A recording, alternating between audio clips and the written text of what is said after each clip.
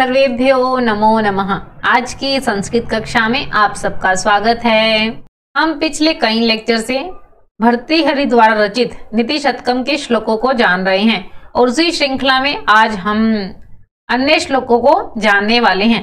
पर उससे पहले स्टूडेंट्स इतना कहना चाहेंगे कि अगर आप चैनल पे नए आए हैं तो चैनल को सब्सक्राइब कर लीजिए और साथ में लगे बेल आइकन को प्रेस करके ऑल को सिलेक्ट कर लीजिए ताकि आने वाले सभी नोटिफिकेशन सबसे पहले आपको मिले। स्टूडेंट्स, हम आपको बताना चाहेंगे कि हमने अपनी संस्कृत की ऐप लॉन्च की है जिसका नाम है संस्कृत बाय लवलीन ग्रोवर, जिसे आप बहुत आसानी से प्ले स्टोर से सर्च करके डाउनलोड कर सकते हो और हमारे साथ लाइव क्लासेस में जुड़ सकते हो। और इन लाइव क्लासेस में आपके डाउट्स, आपकी सभी क्वेरीज को लिया जाएगा और साथ ही साथ आपके समय पर टेस्ट को कंडक्ट किया जाएगा। और इसके साथ साथ प्रीवियस ईयर के क्वेश्चन पेपर्स का फुल सॉल्यूशन आपको दिया जाएगा। ग्रामर्स की शॉर्ट ट्रिक्स भी आपको बताई जाएंगी। तो देर किस बात की, अभी की अभी प्ले स्टोर पर जाइए और संस्कृत बाय लवलीन ग्रोवर के नाम से ऐप को सर्च करके डाउनलोड कर लीजिए।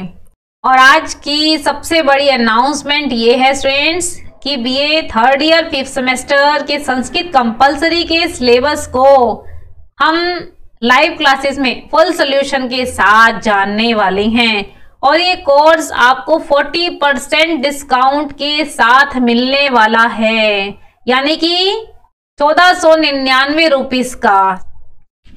और बहुत ही जल्दी हम आप सबके बैच को स्टार्ट करने वाले हैं और बहुत ही लिमिटेड सीट्स के साथ। तो इसलिए कहीं देर ना हो जाए, इसलिए आप अभी की अभी प्ले स्टोर पर जाइए और संस्कृत बाय लवलीन ग्रोवर के नाम से ऐप को सर्च कर लीजिए और डाउनलोड करके हमारे साथ इन लाइव क्लासेस में जुड़ जाइए और इस कोर्स को आप परचेज कर लीजिए, क्योंकि इन क्लासेस में आपके फुल सिलेबस का सॉल्यूशन दिया जाएगा। नीति शतकम के अंतर्गत 50 श्लोकों को जोड़ा गया है और उसके अलावा संस्कृत साहित्य का इतिहास और उसके अलावा संस्कृत व्याकरण से संबंधित कारक, विभक्ति, अर्थ प्रकरण को जोड़ा गया है। और ये फुल सिलेबस का सॉल्यूशन आपको सिर्फ और सिर्फ 1499 रुपए का मिलने वाला है, वो भी 40% डिस्काउंट के साथ। आप हमें सभी सोशल मीडिया के प्लेटफॉर्म पर संस्कृत बाय लवलीन ग्रोवर के नाम से सर्च करके फॉलो कर सकते हैं और सब्सक्राइब भी कर सकते हैं। नहीं, कर लीजिए। और इन सब के लिंक्स आपको डिस्क्रिप्शन बॉक्स में मिल जाएंगे। तो चलिए अपने विषय की तरफ बढ़ते हैं।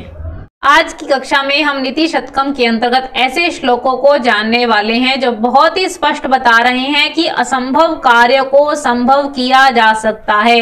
अर्थात जो इम्पॉसिबल काम है, जिन्हें नहीं किया जा सकता है, उन्हें भी भर्तृहरि पॉसिबल बता रहे हैं, संभव बता रहे हैं, परंतु मूर्खों को समझाना असंभव है। तो चलिए जानते हैं ऐसे कौन से असंभव कार्य हैं जिन्हें भर्तृहरि संभव बता रहे हैं।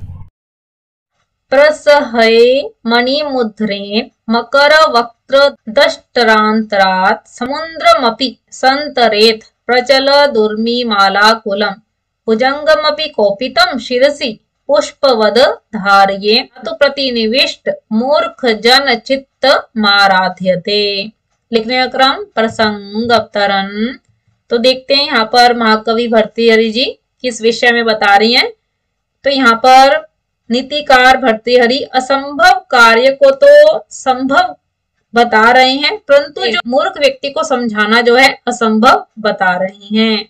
इस प्रकार आप अवतरण लिखेंगे, फिर हम इसके अर्थ को जानेंगे और उससे पहले हम कठिन शब्दार्थों को देखेंगे और साथ साथ पदच्छेद भी करेंगे।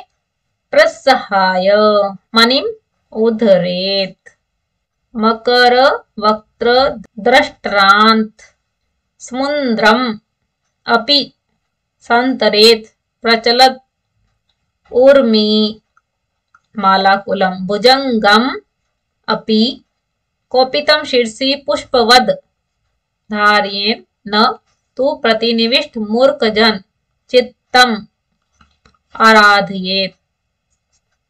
चलिए कठिन शब्दार्थ देखते हैं।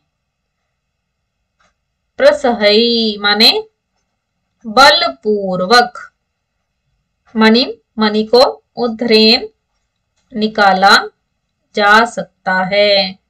मकर मगरमच्छ, वक्त्र माने मुख, दृष्टांत दांतों के बीच से, जाड़ों के बीच से, समुद्रमपि संतरेत, संतरेत का अर्थ है पार किया जा सकता है। प्रचलत उर्मी, उर्मी कहते हैं लहरों को, कैसी लहरें हैं, चंचल लहरें हैं। मालाकुलम माने समूह, चंचल लहरों का जो समूह है। भुजंग कहते हैं सांप को। कोपितम माने क्रोधित। शीर्षी सिर पर। पुष्पवत पुष्पों के गुच्छे के समान, फूलों की माला के समान। ना तो प्रतिनिविष्ट, प्रतिनिविष्ट का यहाँ पर अर्थ है जिद्दी मूर्ख व्यक्ति को, दुराग्रही मूर्ख व्यक्ति को। राध्यते माने संतुष्ट करना। चलिए अर्थ बनाते हैं। अर्थ बनाने से पहले इस श्लोक को एक बार समझ लीजिए। यहाँ पर किन असंभव कार्यों को भी संभव यहाँ बताया गया है। पहला कार्य ऐसे समझिए कि यहाँ पर एक बताया है कि मगरमच्छ है, ठीक, उसके मुख की जाड़ों के बीच में क्या है, मणि है, और उसको बलपूर्वक निकाला जा सकता है, जबकि ये संभव नहीं है। ठीक है। दूसरा बताया कि उफनती हुई चंचल लहरें हैं, ऐसा समुद्र है, उसको भी पार किया जा सकता है, जबकि आप जानते हैं ऐसा संभव नहीं है। और तीसरा कार्य बताया कि क्रोधित हुआ सांप है, उसे भी पुष्पों की माला की तरह धारण किया जा सकता है। ये तीनों कार्य जबकि असंभव है, इसे यहाँ भर्तृहरि संभव बता रहे हैं। ठीक है। और जो चौथा कार्य बताया यहाँ पे कि मूर्ख व्यक्ति को समझाया नहीं जा सकता है, मूर्ख व्यक्ति को समझाने के कार्य को असंभव बता रहे हैं। तो चलिए अर्थ देखते हैं। प्रसहाये मणिमुद्रेण मकर वक्त्र दृष्टांतरात्, कि बलपूर्वक, मकर वक्त्र का ना, मकर माने मगरमच्छ के मुख के दृष्टांत माने जाड़ों के बीच से मणि को उधरेन माने निकाला जा सकता है। समुद्रमपि संतरेत प्रचलत दूर्मी माला कुलम, और चंचल लहरों के समूह से उमड़ते हुए समुद्र को संतरेत माने पार किया जा सकता है, जबकि आप जानते हैं ऐसा संभव नहीं है। भुजंगम अपि कौपितम, कौपित माने क्रोधित हुए सांप को। शीर्षी सिर पर। पुष्पवद धारियेन फूलों की माला के समान धारण किया जा सकता है। ना तो प्रतिनिविष्ट मूर्ख जन चित्तम आराधित, परंतु मूर्ख व्यक्ति को संतुष्ट नहीं किया जा सकता है। इस प्रकार आप अर्थ लिखेंगे और अब फिर हम इसे एक्सप्लेन करेंगे। तो यहाँ आप देखिए फ्रेंड्स, पहले तीन असंभव कार्य को भी संभव बता रहे, परंतु जो चौथी पंक्ति में मूर्ख व्यक्ति को समझाना जो है असंभव कार्य बता रहे हैं। इस प्रकार आप एक्सप्लेन करेंगे और फिर हम व्याकरण के अंशों को जोड़ेंगे। तो इस तरीके से स्टूडेंट्स आपने श्लोकों को अटेम्प्ट करना है। समझ आ रहा है ना आप सबको? जहां भी आपके डाउट्स हो तो साथ साथ आप कमेंट बॉक्स में लेते रहें। चलिए नेक्स्ट श्लोक देखते हैं। लभेत सिक्तासु तैलम अपि यतनतः पीडयन् पिबेच्च मृगतृष्णिकासु सलिलं पिपासार्दितः कदाचिदपि पर्यटन शशविषानमासादयेन न तो प्रतिनिविष्ट मूर्ख जन चित्त माराधयेत। लिखने का क्रम प्रसंग अवतरण। तो देखते हैं यहाँ पर नीतिकार भर्तृहरि किस विषय में बता रहे हैं। इस श्लोक में भी असंभव कार्य को संभव बताया जा रहा है, परंतु मूर्ख व्यक्ति को समझाना क्या है, संभव नहीं, असंभव कार्य है।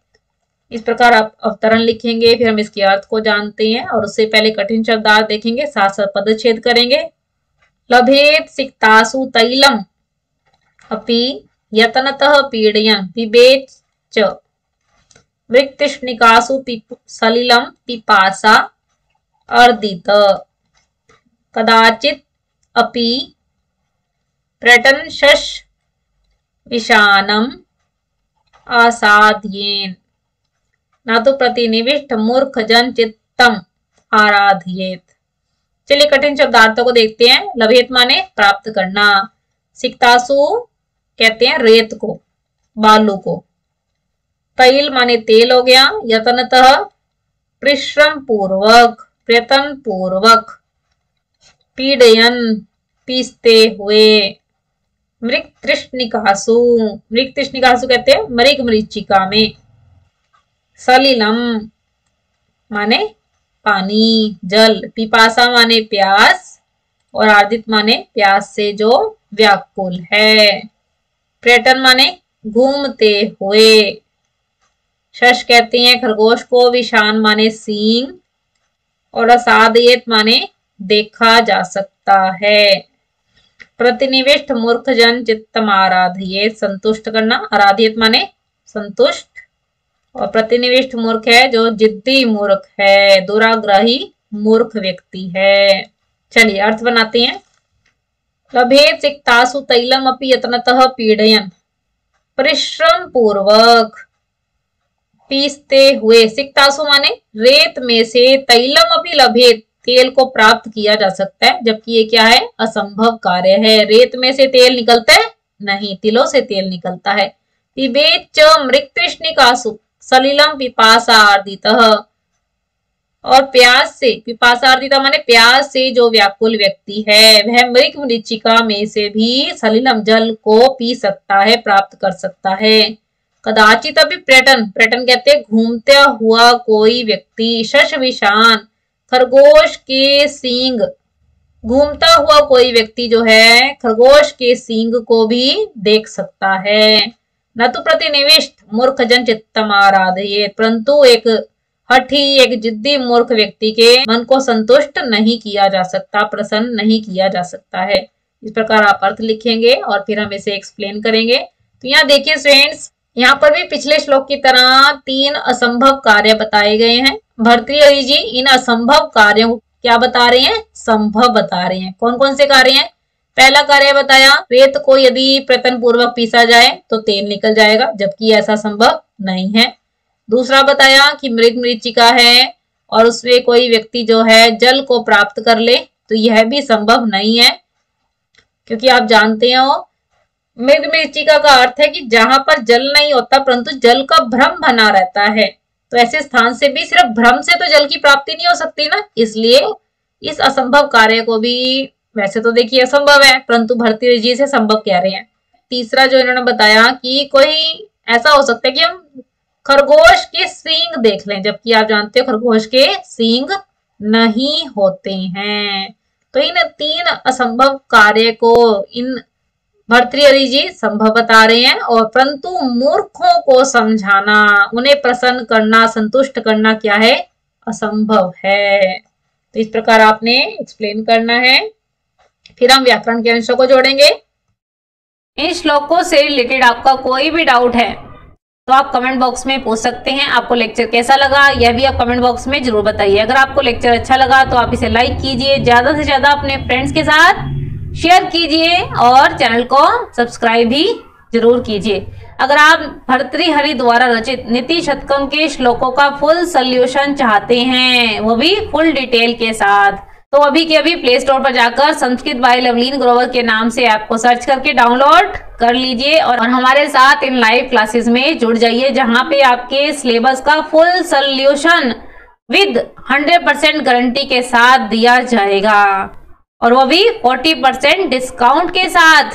तो देर ना हो जाए, इसलिए प्ले स्टोर से ऐप को डाउनलोड कर लीजिए। आप हमें फेसबुक और इंस्टाग्राम के पेज पे भी फॉलो कर सकते हैं और टेलीग्राम ग्रुप से जुड़ सकते हैं, और प्ले स्टोर से संस्कृत बाय लवलीन ग्रोवर के नाम से ऐप को सर्च करके डाउनलोड कर सकते हैं, और इन सब के लिंक आपको डिस्क्रिप्शन बॉक्स में मिल जाएंगे। अगर आप संस्कृत की अपडेट के साथ जुड़ा रहना चाहते हैं, सिलेबस कवर करना चाहते हैं, संस्कृत सीखना चाहते हैं, तो चैनल को सब्सक्राइब जरूर कीजिए ताकि आने वाली सभी नोटिफिकेशन सबसे पहले आपको मिले। तो ऐसी नई अपडेट्स और नए टॉपिक के साथ हम मिलते रहेंगे। आशा रख सकते हैं कि आपने इस लेक्चर को बहुत ध्यान से सुना होगा और साथ साथ नोट्स भी बनाए होंगे। तो इन सब के लिए आप सबका हृदय की गहराइयों से बहुत बहुत धन्यवाद। फिर मिलेंगे फ्रेंड्स। नमो नमः। नमः संस्कृताय।